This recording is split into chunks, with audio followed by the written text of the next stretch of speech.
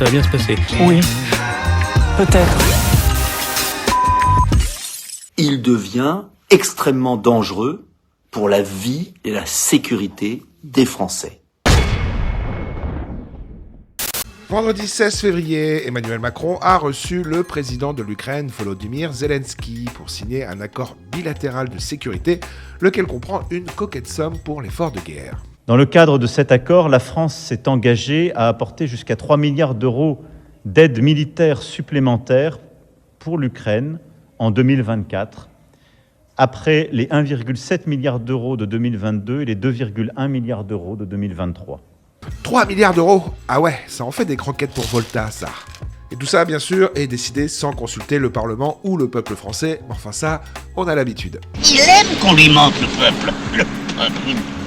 Notre cher président a également fait part de son inquiétude concernant de potentielles armes nucléaires russes déployées dans l'espace. Je reste ici prudent, mais les inquiétudes exprimées par certains ces derniers jours sur le possible déploiement par la Russie d'armes nucléaires dans l'espace ne fait que compléter ce tableau.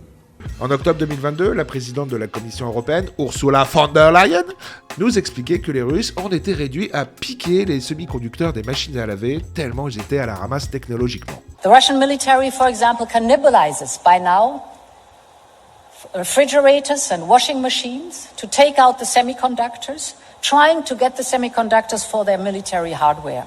Et donc maintenant, on nous explique qu'ils ont peut-être des satellites équipés de missiles nucléaires. Bah dis donc, je sais pas ce qu'ils mettent dans leur machine à laver, mais c'est de la bonne.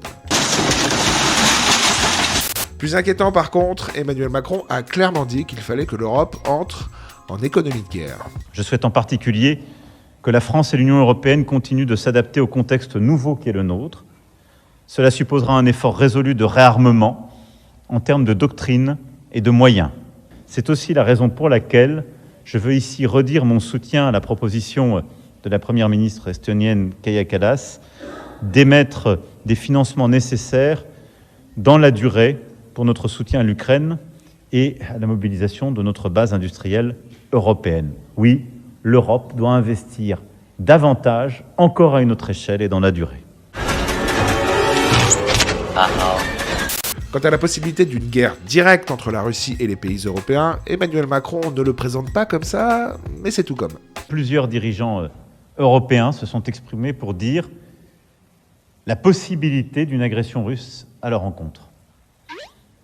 Je n'aurai pas ici des mots qui visent à inquiéter ou à nourrir des scénarios, ça n'a jamais été mon approche.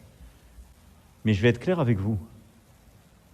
Le régime du Kremlin a agressé il y a 2 ans l'Ukraine, pays européen.